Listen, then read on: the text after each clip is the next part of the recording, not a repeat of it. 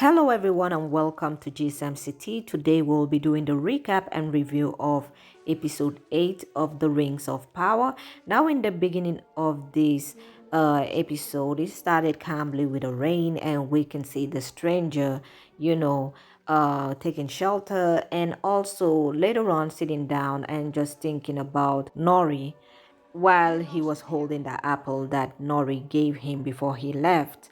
Now he was startled by someone passing, so he actually did thought it was Nori and followed the person that was in the woods with him, thinking that it was Nori.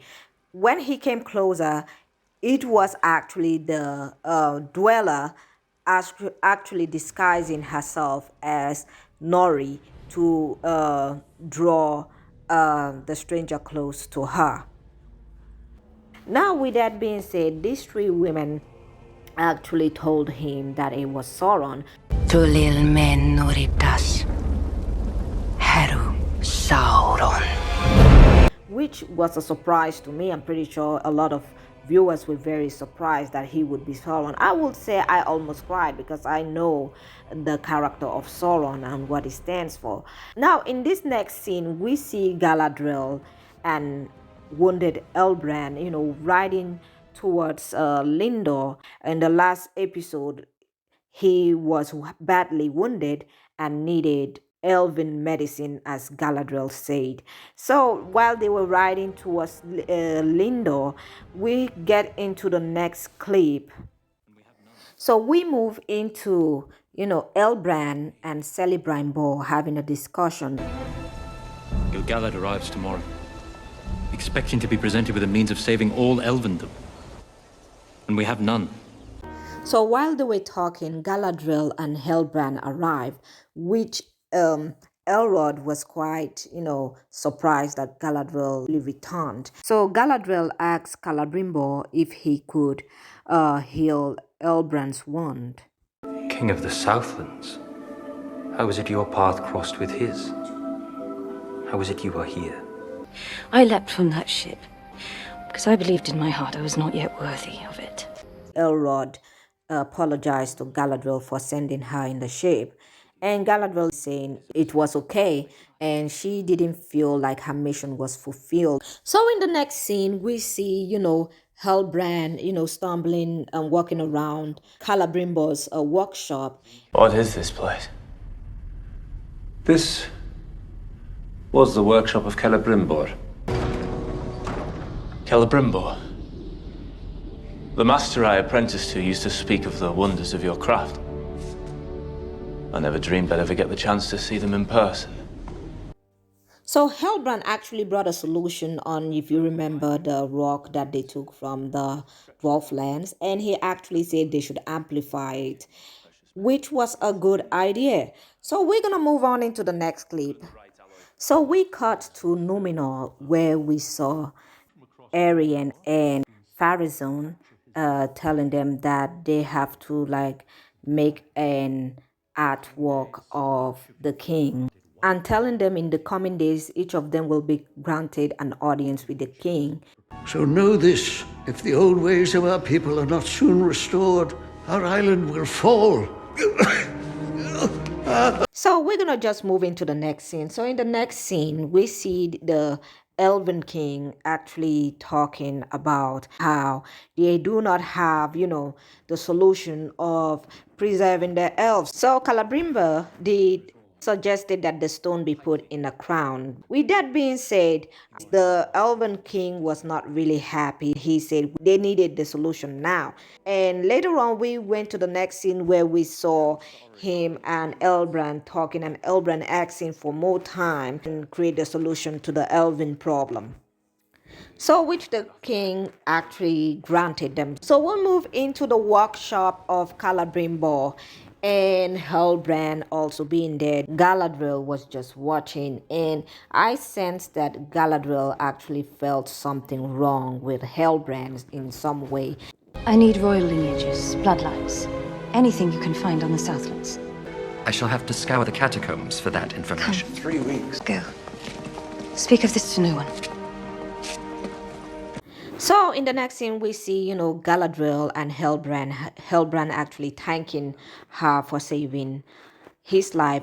So in the next clip, we see the dweller, the Norman, and the Hasidic with the stranger explaining that he is their lord, like the king, and they are there to serve him, and actually trying to explain his power and explaining who he is to him. Do not be afraid, Master. You fell from the stars, yet you are greater than they. In Rune, you shall learn to command them all. For you, our Lord Sauron. Which didn't go well as he couldn't still control his power and they had to subdue him in this particular scene. So while they hid him away, we saw Nori and the Half-Foots coming to actually rescue the stranger. After she had untied one of the hands, she noticed the eyes change. It was the dweller that actually, pretended and disguised herself as the stranger. Sadok ended up being stabbed in this particular scene. So the stranger did actually woke up and actually fought them to actually help his friends. He is not Sauron. He is the other.